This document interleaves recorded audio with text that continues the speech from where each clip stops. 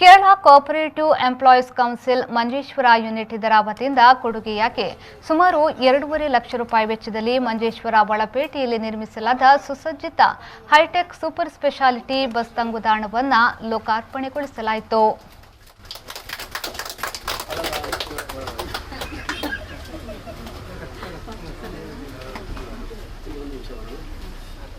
ಜನನಿಬಿಡ ಪ್ರದೇಶವಾದ ಮಂಜೇಶ್ವರ ಒಳಪೇಟೆಯಲ್ಲಿ ಮೂಲಭೂತ ಸೌಕರ್ಯಗಳಲ್ಲಿ ಒಂದಾದ ಹೈಟೆಕ್ ಮಾದರಿಯ ಶೌಚಾಲಯಗಳನ್ನೊಳಗೊಂಡ ಬಸ್ ತಂಗುದಾಣ ಲೋಕಾರ್ಪಣೆಗೊಂಡಿರುವುದು ಇಲ್ಲಿಯ ನಾಗರಿಕರಿಗೊಂದು ವರದಾನವಾಗಿದೆ.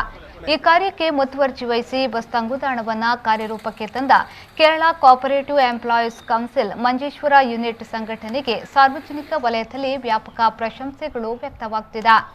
ಕೋಆಪರೇಟಿವ್ ಬ್ಯಾಂಕ್ ಅಧ್ಯಕ್ಷ ಪಿವಿ ರಾಜನ್ ಅವರ ಅಧ್ಯಕ್ಷತೆಯಲ್ಲಿ ನಡೆದ ಸಮಾರಂಭದಲ್ಲಿ ಮಂಜೇಶ್ವರ ಗ್ರಾಮ ಪಂಚಾಯತ್ ಅಧ್ಯಕ್ಷೆ ಜೀನ್ ಲವಿನ್ ಮೊಂತೀರು ಹೈಟೆಕ್ ಬಸ್ ತಂಗುದಾಣವನ್ನು ಉದ್ಘಾಟಿಸಿದರು.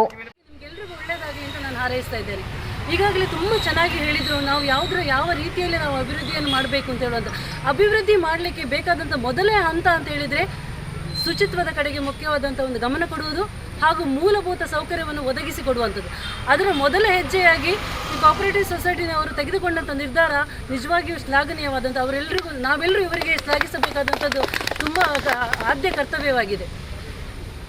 ನಾವು ಕೇಳದೇನೆ ಪಂಚಾಯತ್ನವ್ರು ಕೇಳದೇನೆ ಇವರಾಗೇ ಬಂದು ನಮ್ಮ ಹತ್ರ ಈ ರೀತಿಯಾಗಿ ನಾವು ಒಂದು ಯೋಜನೆಯನ್ನು ಮಾಡ್ತಾ ಇದ್ದೇವೆ, ನೀವು ನಮಗೆ ಒಂದು ಅನುವು ಮಾಡಿ ಕೊಡಬೇಕು ಅಂತ ಹೇಳಿದಾಗ ನಿಜವಾಗಿ ನಮ್ಮ ಕಲ್ಪನೆಯಲ್ಲಿದ್ದ ಸಮೇತ ಇಂಥದ್ದೇ ಬರಬೇಕು ಅಂತ ಹೇಳುವಂಥದ್ದು.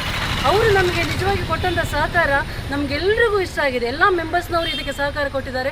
ಎಲ್ಲ ಮೆಂಬರ್ಸ್ನ ಪರವಾಗಿ ನಾನು ಇವರಿಗೆ ಧನ್ಯವಾದಗಳನ್ನು. ಈ ಸಂದರ್ಭದಲ್ಲಿ ಮಿಂಜಾ ಗ್ರಾಮ ಪಂಚಾಯತ್ ಅಧ್ಯಕ್ಷೆ ಸುಂದರಿ ಆರ್ ಶೆಟ್ಟಿ, ಉಪಾಧ್ಯಕ್ಷ ಜಯರಾಮ್ ಬಲ್ಲಂಕುಡೇಲ್, ವರ್ಕಾಡಿ ಗ್ರಾಮ ಪಂಚಾಯತ್ ಉಪಾಧ್ಯಕ್ಷ ಸಿದ್ದಿಕ್ ಪಾಡಿ, ವಾರ್ಡ್ ಸದಸ್ಯರಾದ ಸುಪ್ರಿಯಾ ಶೆಣೆ, ರೇಖಾ ಕೀರ್ತೀಶ್ವರ, ಮಂಜೇಶ್ವರ ಬ್ಲಾಕ್ ಪಂಚಾಯತ್ ಅಭಿವೃದ್ಧಿ ಸ್ಥಾಯಿ ಸಮಿತಿ ಅಧ್ಯಕ್ಷ ಹಮೀದ್ ಹೊಸಂಗಡಿ ಮೊದಲಾದವರು ಈ ವೇಳೆ ಉಪಸ್ಥಿತರಿದ್ದರು.